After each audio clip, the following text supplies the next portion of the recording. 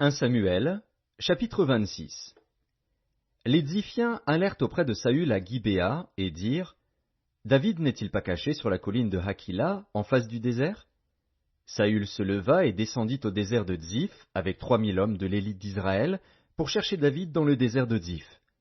Il campa sur la colline de Hakila, en face du désert, près du chemin.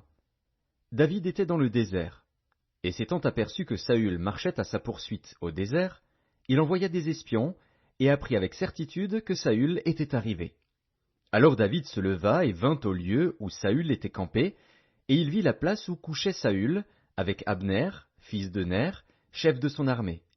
Saül couchait au milieu du camp, et le peuple campait autour de lui. David prit la parole, et s'adressant à Achimélec, Étien, et à Abishai, fils de Tseruja et frère de Joab, il dit: Qui veut descendre avec moi dans le camp vers Saül? Et Abishai répondit: Moi, je descendrai avec toi. David et Abishai allèrent de nuit vers le peuple.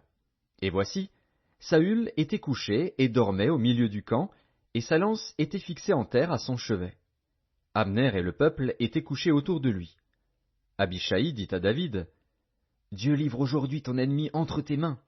Laisse-moi, je te prie, le frapper de ma lance et le clouer en terre d'un seul coup, pour que je n'aie pas à y revenir. Mais David dit à Abishai: Ne le détruis pas, car qui pourrait impunément porter la main sur l'oint de l'Éternel? Et David dit: L'Éternel est vivant, c'est à l'Éternel seul à le frapper. Soit que son jour vienne et qu'il meure, soit qu'il descende sur un champ de bataille et qu'il y périsse. Loin de moi, par l'Éternel, de porter la main sur l'oint de l'Éternel. Prends seulement la lance qui est à son chevet, avec la cruche d'eau, et allons-nous-en. David prit donc la lance et la cruche d'eau qui étaient au chevet de Saül, et ils s'en allèrent. Personne ne les vit ni ne s'aperçut de rien, et personne ne se réveilla, car ils dormaient tous d'un profond sommeil dans lequel l'Éternel les avait plongés. David passa de l'autre côté, et s'arrêta au loin sur le sommet de la montagne, à une grande distance du camp. Et il cria au peuple et à Abner, fils de Ner: Ne répondras-tu pas, Abner? Abner répondit: Qui es-tu, toi qui pousses des cris vers le roi? Et David dit à Abner: N'es-tu pas un homme? Et qui est ton pareil en Israël? Pourquoi donc n'as-tu pas gardé le roi, ton maître? Car quelqu'un du peuple est venu pour tuer le roi, ton maître. Ce que tu as fait là n'est pas bien. L'Éternel est vivant. Vous méritez la mort pour n'avoir pas veillé sur votre maître, sur l'oint de l'Éternel. Regarde maintenant où sont la lance du roi et la cruche d'eau qui étaient à son chevet. Saül reconnut la voix de David et dit: Est-ce bien ta voix, mon fils David?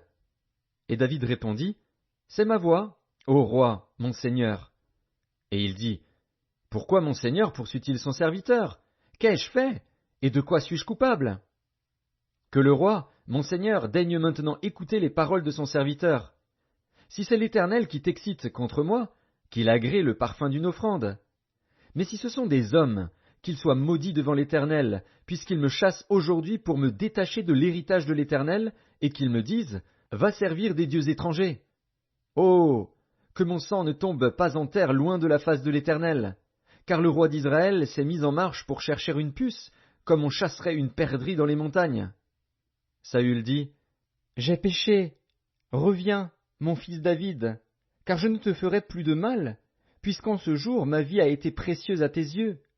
J'ai agi comme un insensé, et j'ai fait une grande faute. David répondit: Voici la lance du roi. Que l'un de tes gens vienne la prendre. L'Éternel rendra à chacun selon sa justice et sa fidélité, car l'Éternel t'avait livré aujourd'hui entre mes mains, et je n'ai pas voulu porter la main sur l'oint de l'Éternel. Et comme aujourd'hui ta vie a été d'un grand prix à mes yeux, ainsi ma vie sera d'un grand prix aux yeux de l'Éternel, et il me délivrera de toute angoisse. Saül dit à David: Sois béni, mon fils David, tu réussiras dans tes entreprises. David continua son chemin, et Saül retourna chez lui.